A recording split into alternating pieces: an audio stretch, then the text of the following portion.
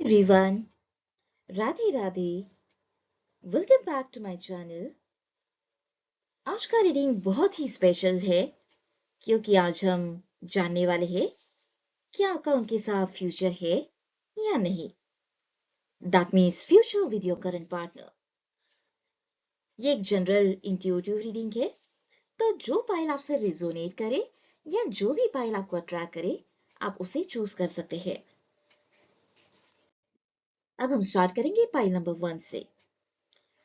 अगर मैं बात करूं ओवरऑल एनर्जी के बारे में, पाइल चूज करने वालों के लिए आप लोग इमोशनली काफी डीप हो। आपका दिल इस रिलेशनशिप में पूरा लगा हुआ है, मतलब आपने पूरा 100% दिया है अपने इमोशंस का। मुझे यहाँ स्ट्रॉन्ग अटैचमेंट और होपफुल एनर्जी दिख रही है। ऐसा लगता है जैसे आप ऑलरेडी फ्यूचर के सपने देख चुके हो, जैसे कि शादी, स्टेबिलिटी, लॉन्ग टर्म प्लान्स, इन सब के बारे में। पर साथ ही में मुझे यहाँ पर थोड़ा सा खोने का डर भी दिखाई दे रहा है। जैसे आपके मन में ये सवाल बार बार आता हो, कहीं मैं ज्यादा एक्सपेक्ट तो नहीं कर रहा या ज्यादा एक्सपेक्ट तो नहीं कर रही। याद रखिए, ये कनेक्शन वीक नहीं है, पर इमोशनली इम्बैलेंस्ड लग रहा है। अगर मैं बात करूं आपके पार्टनर की फीलिंग की, एनर्जी ये बताती है कि वो आपसे इमोशनली कनेक्टेड है, पर अपनी फीलिंग्स को एक्सप्रेस करने में थोड़ा सा वीक है। उनके दिल में आपके लिए केयर है, अटैचमेंट है, लेकिन वो प्रैक्टिकल चीजों में ज्यादा फंसे हुए हैं, जैसे कि करियर, फाइनेंशियल स्ट्रेस हो सकता है या फैमिली प्रेशर हो सकता है। इस वजह से वो कभी कभी इमोशनली डिस्टेंट लगते होंगे आपको। ऐसे लगता होगा इमोशनली डिटैच्ड हो रहे हैं। सबसे इंपॉर्टेंट बात, वह को खोना नहीं चाहते, पर कमिटमेंट के आइडिया से थोड़ा सा डरे हुए रहते हैं कि सामने से कमिटमेंट की बात ना करे कोई। इस रिलेशनशिप की प्रॉब्लम यह है कि यह कम्युनिकेशन गैप है। आप ज्यादा फील करते हो और वो ज्यादा सोचते हैं।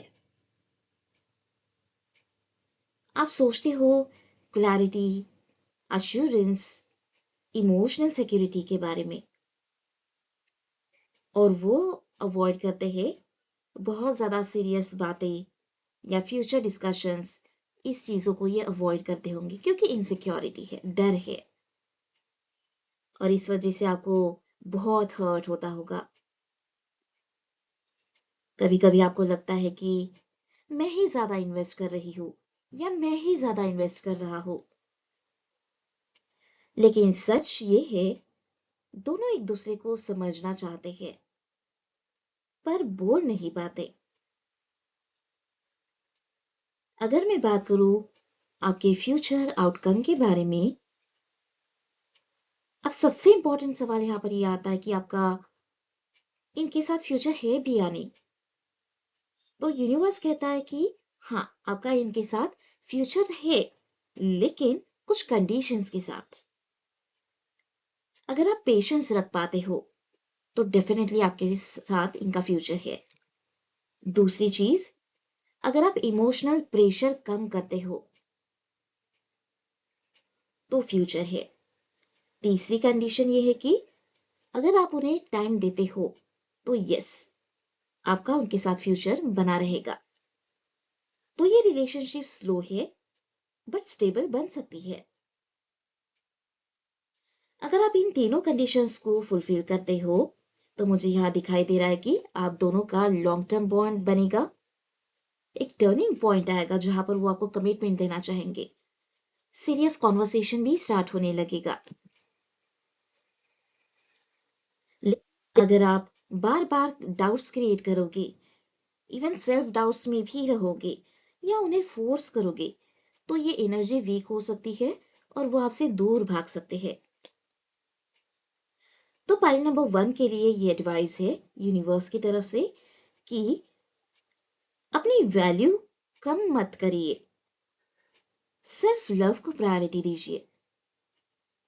सब कुछ सिर्फ वेट पर मत छोड़ो, सिर्फ वेट मत करते रहो। अगर ये रिश्ता आपकी डेस्टिनी में है तो वो खुद आगे बढ़ेंगे। ट्रस्ट रखिए, जो आपके लिए है वो आपको छोड़कर नहीं जाएगा। तो ये थी पॉइंट नंबर 1 की रीडिंग। आप में से जिस किसी से ये रीडिंग रेजोनेट करती हो, आप मुझे कमेंट सेक्शन में जरूर बताएं। अब हम देखेंगे पॉइंट नंबर 2 की रीडिंग।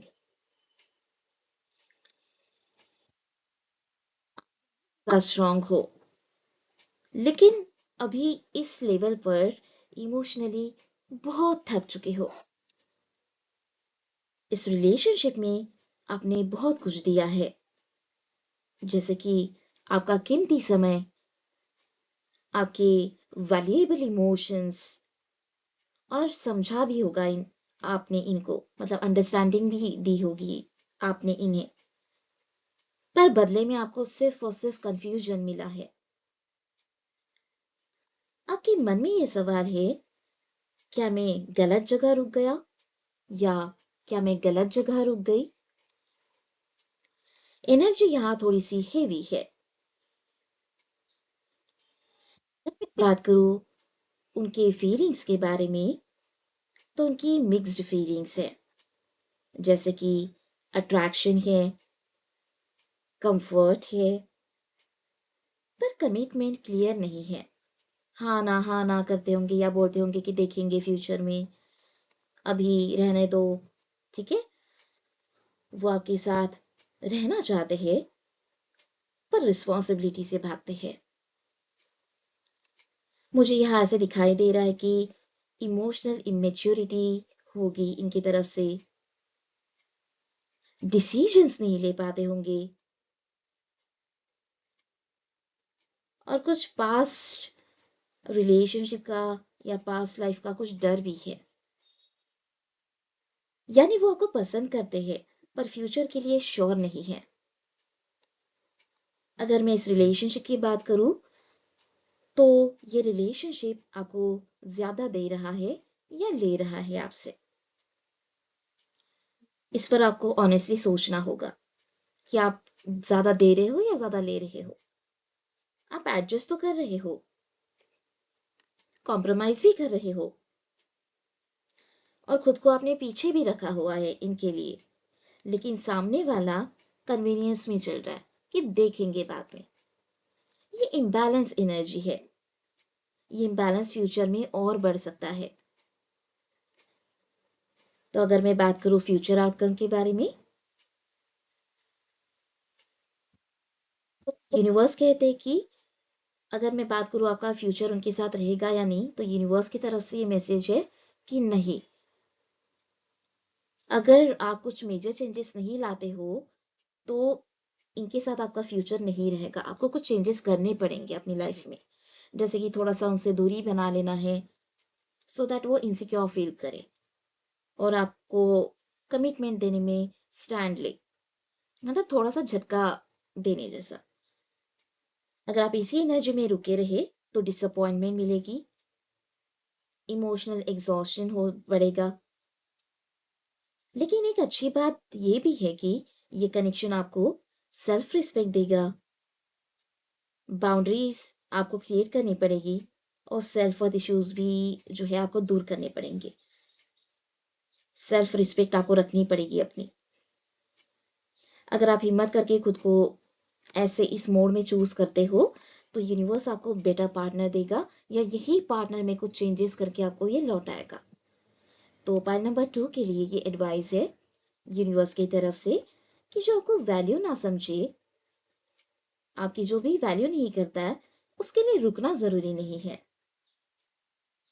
आप सिर्फ एक ऑप्शन नहीं हो, आप डिजर्व करते हो pure love and respect. Endings अगर होती है रिलेशनशिप में तो वो कभी पनिशमेंट नहीं होती, वो एक न्यू बिगिनिंग होती है। ये थी पाइल नंबर 2 की रीडिंग। अगर आप में से जिस किसी से ये रीडिंग रेजोनेट करती हो, आप मुझे कमेंट सेक्शन में जरूर बताएं।